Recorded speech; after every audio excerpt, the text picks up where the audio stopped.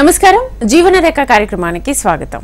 తెలుగు రాష్ట్రాల్లో ఎంతో మంది రోగులకు ఆయుర్వేదంలో అత్యుత్తమ చికిత్సను అందిస్తోంది కపిల్ ఆయుర్వేద చికిత్సాలయం. ఆయుర్వేద హాస్పిటల్స్ లో కపిల్ ఆయుర్వేద మాత్రమే 50కి పైగా పడకలతో గత 5 సంవత్సరాలుగా ఇన్ పేషెంట్స్ కు అంకిత భావంతో సేవ చేస్తూ సుమారు 7,000కు పైగా అన్ని రకాల వ్యాధులకు సంప్రదాయ కేరళ పంచకర్మ చికిత్సను అందిస్తూ అందరి మన్ననలను పొందుతోంది. సంప్రదాయ ఆయుర్వేదిక పద్ధతుల్లో అనుభవజ్ఞులైన డాక్టర్ల పర్యవేక్షణలో రోగ వ్యాధులను తెలుసుకుని వాటిని శాశ్వతంగా నివారించేందుకు కృషి చేస్తోంది కపిల్ ఆయుర్వేద చికిత్సాలయం. వ్యాధులను బట్టి కాకుండా పేషెంట్ శరీర తత్వాన్ని బట్టి ట్రీట్మెంట్ ఇవ్వడంలో ప్రత్యేక స్థానంలో ఉంది.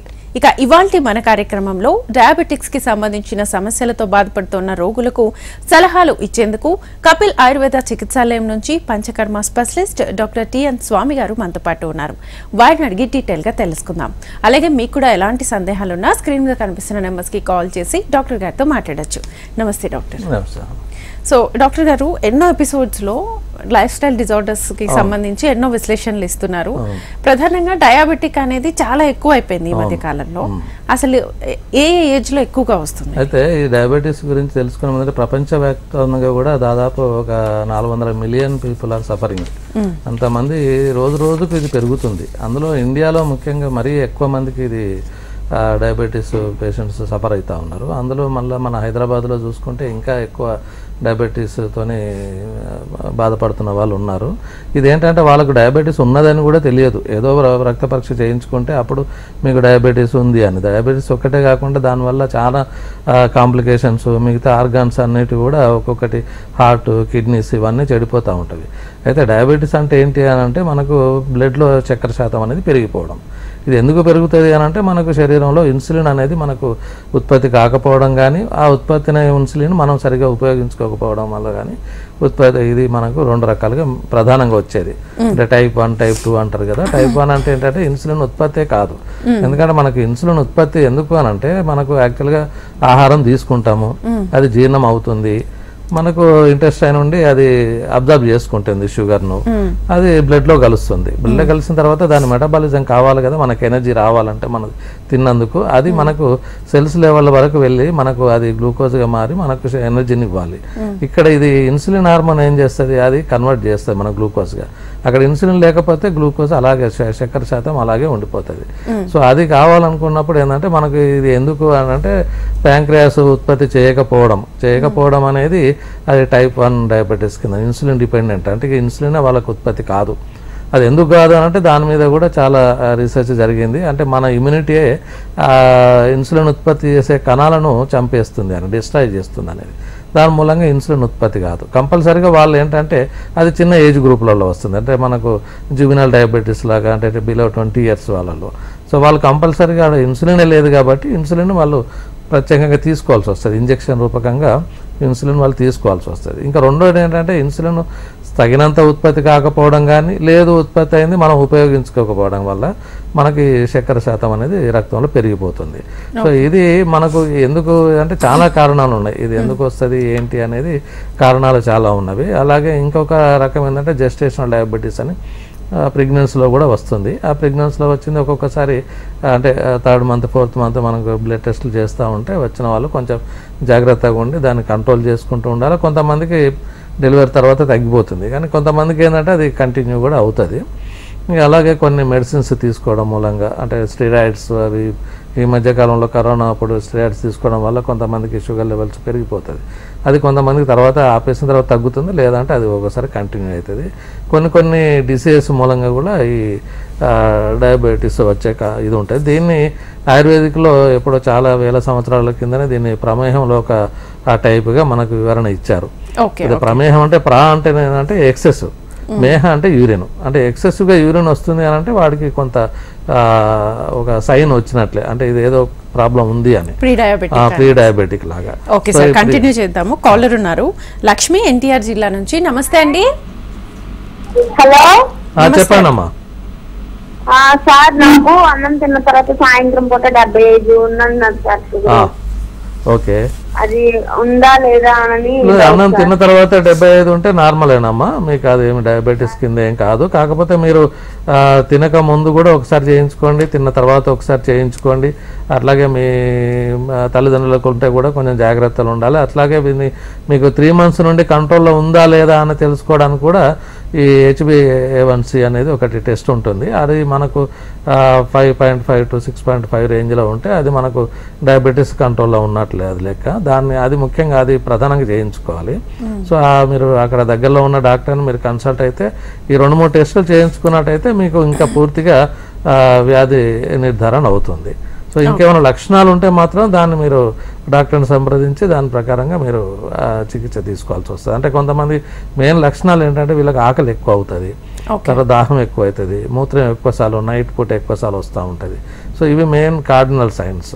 అలాగే ఇంకా కొంతమంది ఏంటంటే తొందరగా అలసిపోతారు, అలాగే కొంచెం చూపు కూడా మందగిస్తూ ఉంటుంది, బ్లర్డ్ విజన్ అంటాము. సో ఇవి కొంతమందికి ఏంటంటే ఈ ప్రీ డయాబెటిక్ వచ్చిందా లేదా అనడానికి కూడా మాకు కూడా ఆయుర్వేదిక్లో పూర్వరూపాలు అని చెప్తారు. అంటే ప్రొమినేటరీ సిమ్టమ్స్ అని, అంటే కాళ్ళు చేతులు మంటలుగా ఉండడం కానీ, తిమ్మిలు రావడం కానీ, మొద్దుబారిపోవడం కానీ, ఈ లక్షణాలు వచ్చినప్పుడు ఏంటంటే మనకు ప్రీ డయాబెటిక్ లక్షణాలు కొన్ని ఉన్నట్లున్నాయి. అట్లాగే పేరెంట్స్కు ఉంటే కొంచెం హెరిడిటరీ కూడా ఒక వన్ ఆఫ్ ది రీజనే దీనికి డయాబెటీస్ రావడానికి. దానికి వాళ్ళు కొంచెం జాగ్రత్తగా ఉండాల్సి వస్తుంది.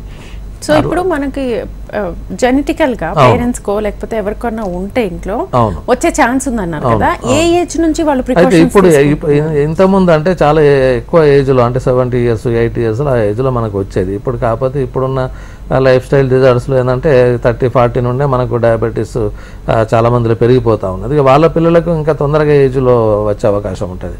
అంటే జనరేషన్ చేంజ్ అవుతూ ఉంటుంది. కాబట్టి మనకు 40-50 years లోపలనే మనకు డయాబెటీస్ చాలా మందిలో కనిపిస్తూ ఉన్నది.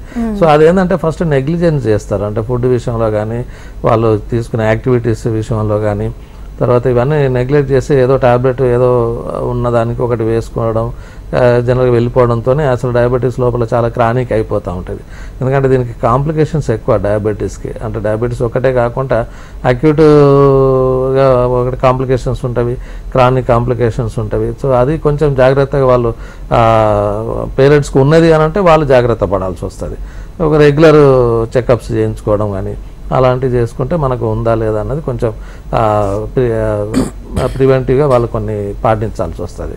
Okay okay. ఇప్పుడు టైప్ 1 టైప్ 2 అన్నారు కదా, ఏది ఎక్కువగా సీరియస్? అయితే ఇది టైప్ 1 అనేది సీరియస్గా, ఎందుకంటే మనకు ఇన్సులినే ఉత్పత్తి కాదు కాబట్టి శరీరం లోపల కంపల్సరీగా వాళ్ళు ఇంజెక్షన్ రూపకంగా ఇన్సులిన్ తీసుకుంటుంటారు. అది కొద్దిగా మనకు జాగ్రత్తగా ఉండాల్సి వస్తుంది, ఎందుకంటే మిగతా ఆర్గాన్స్ అన్నీ కూడా కొంచెం డ్యామేజ్ అయ్యే ఛాన్సెస్ ఉంటుంది. టైప్ 2 డయాబెటీస్ అంటే మనకు ఓరల్ మెడికేషన్స్తోనే అది కంట్రోల్ చేసుకోవచ్చు, డైట్ అండ్ ఓరల్ మెడికేషన్స్తోనే. టైప్ 2 డయాబెటీస్లో ఏంటంటే మనకు ఇన్సులిన్ అనేది ఉత్పత్తి అవుతుంది కానీ అది ఇన్సులిన్ రెసిస్టెంట్గా అయిపోయి దాన్ని ఉపయోగించుకోలేకపోవడం వల్ల కొంచెం బ్లడ్ షుగర్ లెవెల్స్ పెరుగుతూ ఉంటాయి.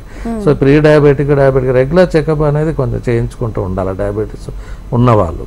సో మనకి 3 months టెస్ట్ ఒకటి, అది గ్లైకోటెడ్ హిమోగ్లోబిన్ టెస్ట్ ఒకటి, తర్వాత fasting blood sugar, post lunch blood sugar with in the normal range, +or- ఒక 5-10 ఉన్నా కానీ పర్వాలేదు. కానీ మరి ఎక్కువ అయినప్పుడు మాత్రం దాని డోస్ పెంచుకోవడం కానీ, లేదంటే దాని డైట్లో కానీ రెగ్యులర్ ఎక్సర్సైజ్ కానీ ఇది తీసుకుంటూ ఉండాలి. ఎందుకంటే మనకు డయాబెటీస్ అనేది కంట్రోలే ఎక్కడ కానీ ప్రపంచంలో. ఆయుర్వేదిక్లో కూడా దీన్ని ఏంటంటే మనకు ప్రమేహాలు, వింశతి ప్రమేహాలు అని 25 రకాలు చెప్పారు. సో వాతపిత్త కఫాలు, తర్వాత మనకు దూష్యాలు అంటే బాడీలో ఉన్న ఆల్మోస్ట్ అన్ని ధాతువులు కూడా ఈ డయాబెటీస్ ఎఫెక్ట్ చేస్తుంది. సో అప్పుడే మనకు చాలా మటుకు చెప్పారు. ఇందులో ఓజెస్ అనేది కూడా ఇన్వాల్వ్మెంట్ ఉంటుంది, అంటే ఇమ్యూనిటీ. సో మనకు డయాబెటీస్ పేషెంట్లో ఇమ్యూనిటీ తగ్గిపోతుంది. సో అందుకని తొందరగా వాళ్ళకి ఇన్ఫెక్షన్ రావడానికి ఛాన్సెస్ ఉంటుంది. సో అందుకని ప్రమేహాలలో కఫజ ప్రమేహాలు అనేది కొంచెం సాధ్యమైన అని చెప్తారు, పిత్తజ ప్రమేహాలు అనేది కొంచెం కష్టసాధ్యం అని చెప్తారు. అది అందులో ఈ మధుమేహం అనేది ఏంటంటే వాతజ ప్రమేహంలో చెప్తారు. ఒక రకంగా అది అసాధ్యం కిందనే చెప్పారు, అంటే కంట్రోల్లో ఉంటుంది తప్ప మీరు చాలామంది ఈ యొక్క ఆకు తినండి, ఈ యొక్క పౌడర్ తీసుకోండి, మీకు ఇంకా జీవితంలో రాదు, మీరు ఏదంటే అది తినొచ్చు అని కూడా కొంత అడ్వర్టైజ్లు వచ్చి మోసపోయి తీసుకుంటూ ఉంటారు. అది కరెక్ట్ కాదు. ఎందుకంటే అన్ని స్వీట్లు తీసుకుంటాము, ఒబేసిటీగా ఉంటాం, ఈ ఒక్క టాబ్లెట్ వేసుకుంటే పోతుంది అనేది ఎక్కడ లేదు. సో అందుకని ఆయుర్వేదిక్లో చాలా చక్కగా డైట్ ప్లానింగ్ కానీ, తర్వాత యాక్టివిటీస్ ప్లానింగ్, తర్వాత మనకు రాకుండా ప్రికాషన్స్ కానీ, సో జీవనశైలిలో వాళ్ళు ఈ దినచర్య కానీ, ఋతుచర్య కానీ, మాన్సూన్ ట్రీట్మెంట్స్ కానీ ఇవి రెగ్యులర్గా తీసుకున్నట్లయితే మనకు ఈ రాకుండా మనం ప్రివెంట్ చేసుకోవచ్చు. సో అందులో ఆయుర్వేదిక్లో ఏంటంటే మనకు రెండు రకాలుగా చెప్తారు, అంటే శమన చికిత్స అని, శోధన చికిత్స అని. శమన చికిత్స అంటే ఓన్లీ మెడిసిన్స్ చాలా రకాలుగా మనకు డయాబెటీస్ ఈ కాకరకాయ జ్యూసే కానీ, జామున్ జ్యూసే కానీ రకరకాలుగా మనకు even just equal quantity of పసుపును ఉసిరికాయ పౌడర్ తీసుకొని ఈక్వల్ క్వాంటిటీలో మనం ఒక రోజు ఒక స్పూన్ తీసుకున్నా కానీ, అంటే ఎంటీ స్టమక్లో మనకు డయాబెటీస్ కంట్రోల్ ఉంటాయి. దానికి నిషామలకి చూర్ణమని ట్యాబ్లెట్స్ అని దొరుకుతాయి. అలాగే ఇంకా కొంచెం ఈ పెరిఫెరల్ న్యూరోపతి ఉన్న వాళ్ళైతే వసంత కుసుమాకరం అని, శిలాజిత్ అని ఇవి చాలా మంది మార్కెట్లో కూడా ఉంటాయి. శిలాజిత్ అనేది the best medicine for diabetic neuropathy కానీ, న్యూరాలజికల్ ప్రాబ్లమ్స్ కానీ. ఎందుకంటే వీళ్ళు వచ్చే కాంప్లికేషన్స్లో న్యూరోపతి అనేది చాలా క్రానిక్లో చాలా కష్టంగా ఉంటుంది డయాబెటీస్ లోపల. ఎందుకంటే వాళ్ళకు పెరిఫెరల్గా సర్క్యులేషన్ సరిగా ఉండదు, నర్వ్స్ సరిగా పనిచేయవు. దాంతో ఏంటంటే కాళ్ళు చేతులు తిమ్మిళ్ళు మొద్దుబారిపోవడము, దాంతో మళ్ళీ ఇంజురీస్ కావడము, ఆ ఇంజురీస్ ఉండి సరిగా హీల్ కాకపోవడం, ఎందుకంటే బ్లడ్ సప్లై సరిగా ఉండదు.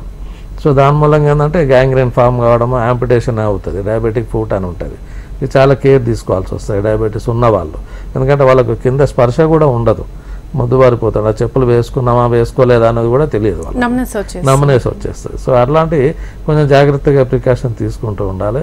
ఇక తర్వాత డాక్టర్ సలహా అనేది పంచకర్మలు దీనిలో ఎట్లా ఉపయోగపడతాయి, డైట్ అనేది ఆయుర్వేదిక్లో చాలా చక్కగా చెప్పారు. యాక్చువల్గా food is just take as a medicine. అంటే ఇప్పుడు ఫుడ్ విషయంలో ఫస్ట్ చెప్పేది డయాబెటిక్ పేషెంట్స్ కి స్వీట్స్ తీసుకోవద్దు, అది మిత్తే. ఆ క్రేవింగ్ ఎక్కువ అవుతుందా లేకపోతే అది అపోహనే. అది చాలా మట్టుకు చాలా మందికి తినొచ్చు, చాలా అన్ని కూడా బ్యాలెన్స్డ్. అంటే ఒకసారి పేషెంట్ కూడా ఒక్కొక్కసారి డిప్రెషన్లోకి వెళ్ళిపోతారు. డయాబెటీస్ ఉన్నది అనగానే అయ్యో ఇక నేను రేపటి నుండి అన్నం తినొద్దు, స్వీట్లు తినొద్దు, ఇది సో అందుకనే అది అన్ని కూడా అపోహలు ఉన్నవి చాలా మందిలో ఇప్పటికీ.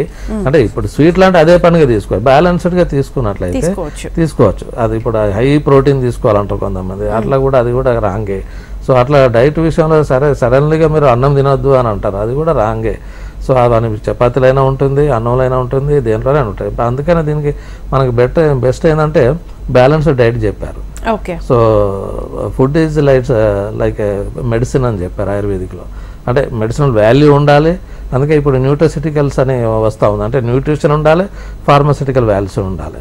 అంటే మనకు వైటమిన్స్ ఇప్పుడు మన ఫుడ్ తీసుకుంటే సరిగ్గా తీసుకున్నట్టయితే మనకు ఎక్స్ట్రా అవసరం లేదు కదా, వైటమిన్స్ అవసరం లేదు, ఐరన్ అవసరం లేదు, మిగతా ఏ జబ్బులు రాకుండా కూడా. అందుకే ఆయుర్వేదిక్లో ఏంటంటే ఒక 3-4 రకాలుగా ఉండాలని చెప్తారు. అంటే రసాయనంగా ఉండాలి, అంటే వ్యాధులు రాకుండా మనం తీసుకున్న ఫుడ్ ప్రొటెక్ట్ చేస్తూ ఉండాలి. ఆ తర్వాత వచ్చిన వ్యాధులను కూడా మనం తగ్గించుకున్నట్టు ఫుడ్ ఐటమ్స్లోనే, ఈవెన్ కిచెన్లోనే చాలా ఐటమ్స్ ఉంటాయి మనం తీసుకోకుండా. మెంతులు ఉంటాయి మనకి, ఇవన్నీ కఫంగా ఉన్న మిరియాలు ఉంటాయి, ఇవన్నీ కూడా మనకు ఫుడ్ ఐటమ్స్లోనే మనకు మెడిసిన్ రూపకంగా ఉన్నవి. ఆ విధంగా ఉండాలని. ఎట్లాగో మనకు జబ్బు వచ్చిందని ఏదో పనిగా ట్యాబ్లెట్స్ రోజు పొద్దున లేవగానే ఒక డయాబెటీస్ది, ఒకటి హైపర్ టెన్షన్ది, తర్వాత ఒకటి యాంటాసిడ్, ఒకటి వైటమిన్ ట్యాబ్లెట్, ఇన్ని రకాలుగా తింటూనే ఉంటారు. అవన్నీ యాక్చువల్గా అబ్జర్ప్షన్ కావు సరిగ్గా గట్లో. సో అందుకనే ఐరన్ తక్కువ ఉన్నదని మనం ఐరన్ ఎక్సెసివ్ తీసుకుంటే అది వేస్టేజ్గా పోతుంది తప్ప అది యూజ్ కాదు. ఎప్పుడైనా డైట్లో ఉన్నది, డైట్లోనే మనం చాలా మట్టుకు చక్కగా తీసుకోవాలి. అయితే మెడిసిన్గా తీసుకున్నట్టయితే బాగుంటుంది. అంటే ఇప్పుడు మనకు అవన్నీ వదిలేసి high calorie diet, high fat diet, ఏ ఫైబర్ లేకుండా తీసుకున్నట్టయితే అది మొత్తం ఇంటెస్టైన్లో మనకు ఏది అబ్జార్ప్షన్ అనేది కరెక్ట్గా ఉండదు. సో అవన్నీ అరెస్ట్ చేస్తూ ఉంటాయి అబ్జార్ప్షన్. అవన్నీ బయట ఫుడ్ అన్నీ కూడా మైదాతో సంబంధించినవి. బయట ఏదైనా కానీ బేకరీ ఫుడ్ కానీ ఇవన్నీ మైదాతో సంబంధించినవి. మైదా మనది అవాయిడ్ చేయాల్సిందే.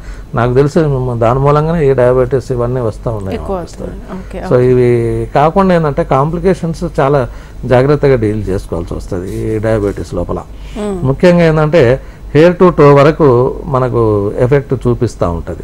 అంటే మనకు వెంట్రుకలు ఊడిపోతూ ఉంటాయి డయాబెటీస్ లోపల, లేదంటే సరిగ్గా దాని ఏమంటారు పలచన అయిపోతూ ఉంటుంది. అసలు వాటిలో ఏమి మాత్రం జీవం ఉండదు వెంట్రుకలలో. సో అది కూడా ఒక డయాబెటీస్ లోపల. తర్వాత నెక్స్ట్ వచ్చేదంటే eyes. So diabetic retinopathy, glaucoma వస్తుంది, తర్వాత ఇంకా రకరకాలుగా అంతే. ఇప్పుడు విజన్ తగ్గిపోతూ ఉంటుంది. అందుకే రెగ్యులర్ చెకప్ డయాబెటీస్ ఉన్న వాళ్ళు ఆయుస్సును చాలా జాగ్రత్తగా చూసుకోవాల్సి వస్తుంది.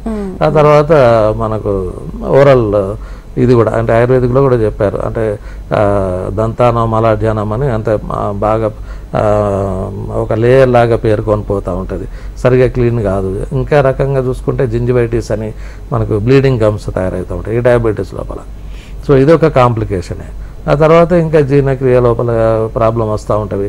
అండ్ గ్యాస్ట్రిక్ ప్యారసిస్ అని అంటాం. అంటే మనకి ఈ డయాబెటీస్ వాళ్ళకి ఏంటంటే మోషన్ కూడా ఫ్రీగా ఉండదు. ఎందుకు అని అంటే ఆ న్యూరలాజికల్ ప్రాబ్లంతో ఆ మూమెంట్స్ అనేది తగ్గిపోతాయి. సో వాళ్ళు ఏదో ఒక లాక్సేటివ్ తీసుకుంటే కానీ వాళ్ళు మోషన్ ఫ్రీగా ఇది చేయలేకపోతారు. అట్లాగే కంటిన్యూ చేద్దాము. సోమయ్య వరంగల్ నుంచి ఇంకో కాలర్ ఉన్నారు. నమస్తే అండి సోమయ్య గారు. నమస్తే, మాట్లాడండి. చెప్పండి చెప్పండి. మీరు టీవీ చూడకండి, డైరెక్ట్ గా క్వశ్చన్ అడగండి. Hello sir. చెప్పండి. హలో హలో అండి. చెప్పండి, మీ సమస్య చెప్పండి సార్. నాకు షుగర్ 200 తినవుతుంది సార్. ఎంత తిన్న తర్వాతనా తినక ముందా? ఈ కాళ్ళు తిమ్మిరి వచ్చి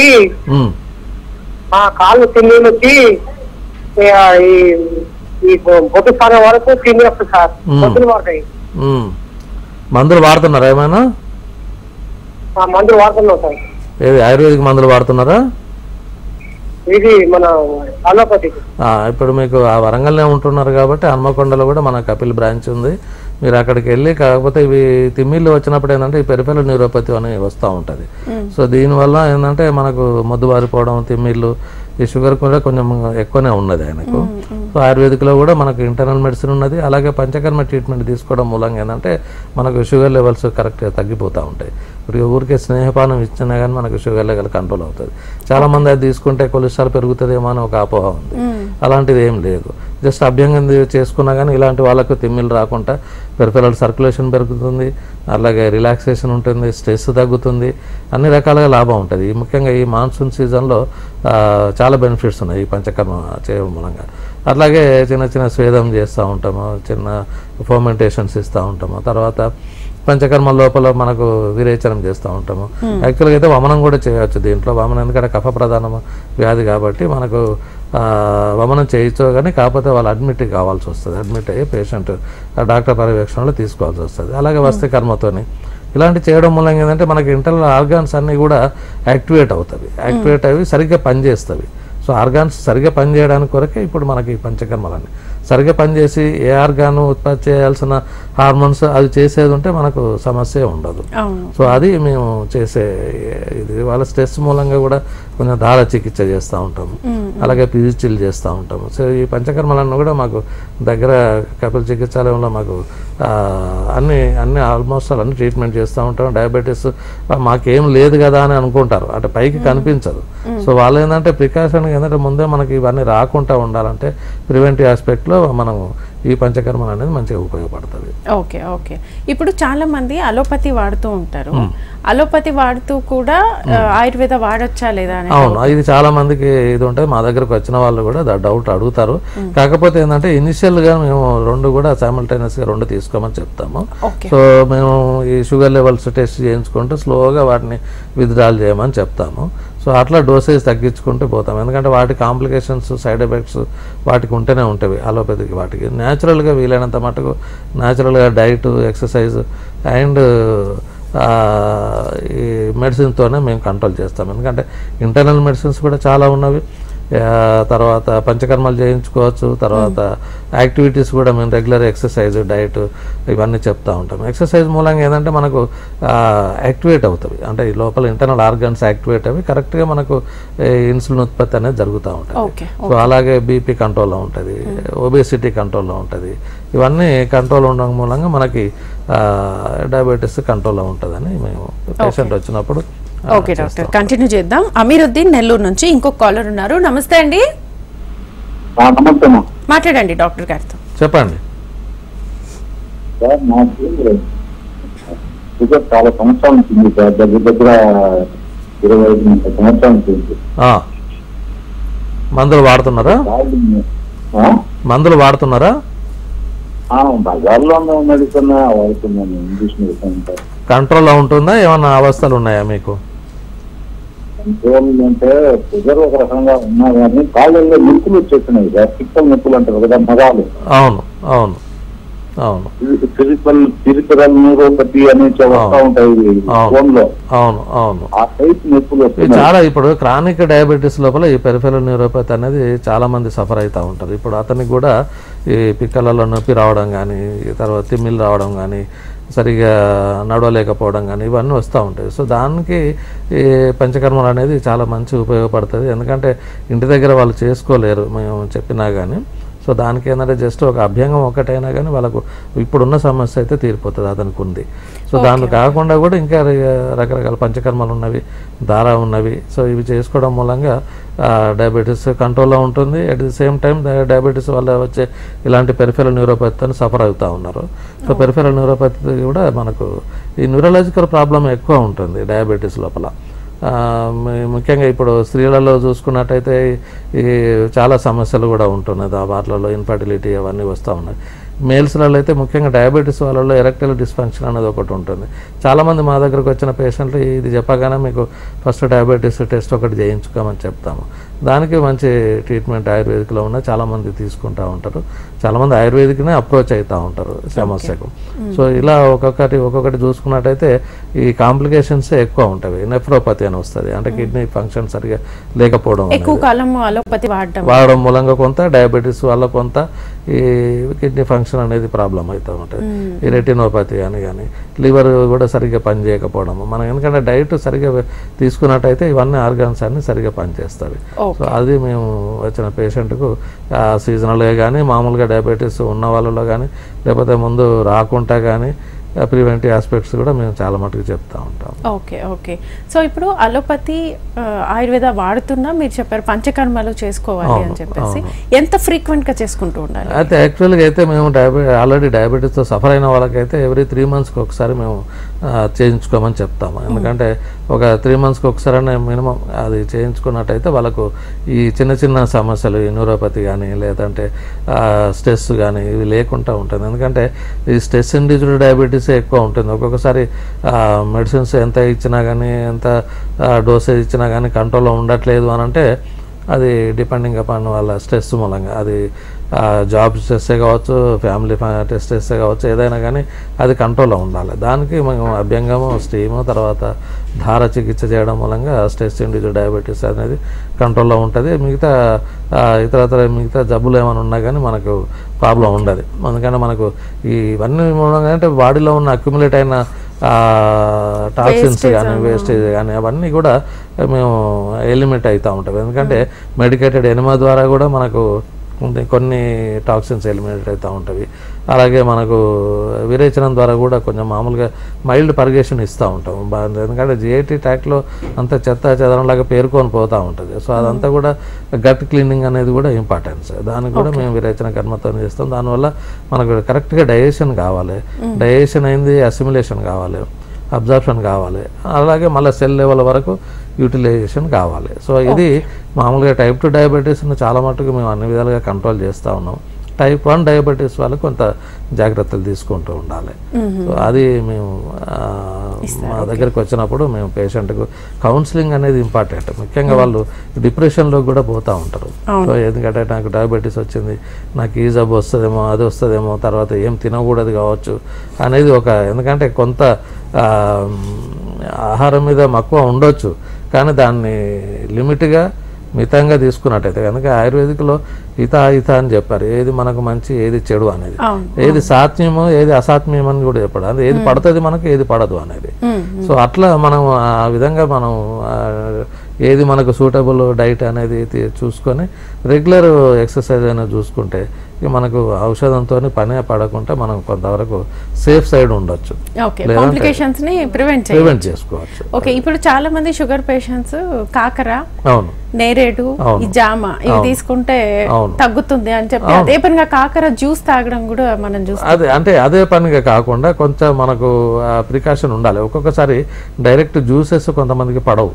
సో అది దాన్ని మెడికేటెడ్ రూపంగా తీసుకున్నట్లయితే మనకు చాలా మటుకు మెడికేటెడ్ రూపంగా మాకున్న మెడిసిన్స్ కాంబినేషన్లు కూడా ఇవే ఉంటవి. రొటీన్గా మనం ఈటబుల్ ఏవైతే ఉన్నాయో కాకర కానీ జామున్ కానీ ఇవి వీటితో పాటుగా కూడా మనకు శిలాజిత్ అది డయాబెటీస్ని కంట్రోల్ చేస్తూ ఉంటుంది. ఇంకా అది కాకుండా కూడా చాలా చిన్న చిన్న చిట్కాలతో కూడా మేము వాళ్ళకి వచ్చినప్పుడు చెప్తా ఉంటాము. అవి ఫాలో అయ్యేది ఉంటే సరిపోతుంది. అది మామూలుగా ఉసిరికాయ కానీ. ఓకే డాక్టర్, కంటిన్యూ చేద్దాం. రామ్మూర్తి ఇంకో కాలర్ ఉన్నారు. నమస్తే అండి. హలో, రామ్మూర్తి గారు మాట్లాడండి. చెప్పండి. హలో, చెప్పండి, సమస్య చెప్పండి. Constipation problem. షుగర్ ఉందా మీకు? షుగర్ ఉందా? ఎంత ఏజ్, వయసు ఎంత మీది? షుగర్ లేదండి. వయసు ఎంత? వయసు ఎంత మీది? ఏజ్ 83. సో ఇది మామూలుగా ఓల్డ్ ఏజ్లో వచ్చే ప్రాబ్లం. ఇది మామూలుగా ఓల్డ్ ఏజ్లో ఏంటంటే పెరిస్టాలిక్ మూమెంట్స్ కొంచెం తగ్గిపోతాయి. సో వాళ్ళు తీసుకునే డైట్లో ఒకటి, ఆ తర్వాత మనం చిన్న చిన్న లాక్సేటివ్ జస్ట్ త్రిఫలా తీసుకున్నా కానీ వాళ్ళకి స్మూత్గా ఫ్రీ మోషన్ అవుతుంది. అలాగే న్యాచురల్ లాక్స్ అని కొంచెం ఇసాబ్గోల్ అని వాటి కొన్ని మెడిసిన్స్ తీసుకోవడం మూలంగా, అలాగే విరేచనం కొరకు మా దగ్గర మాకు డైరెక్ట్ అప్రోచ్ అయినా కానీ మేము వాళ్ళకు అడ్వైజ్ చేస్తూ ఉంటాము. అబయారిస్ట్ అని ఒక సిరప్ ఉంటుంది. అవి డయాబెటీస్ లేదు కాబట్టి. కాకపోతే ఏంటంటే వీళ్ళకు రొటీన్గా రోజు 1-2 సార్లు మోషన్ ఫ్రీ ఉంటేనే వాళ్ళకు ఈ ప్రాబ్లం ఉండదు. లేదంటే దానివల్ల కొంచెం డిస్టెన్షన్ అబ్డామిన్, ఇండైజేషన్ ఇవన్నీ వస్తూ ఉంటాయి.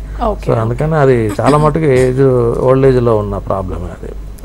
Okay doctor, thank you so much. చూసారు కదండి, ఇది ఇవాల్టి జీవనరేఖ కార్యక్రమం. నమస్తే.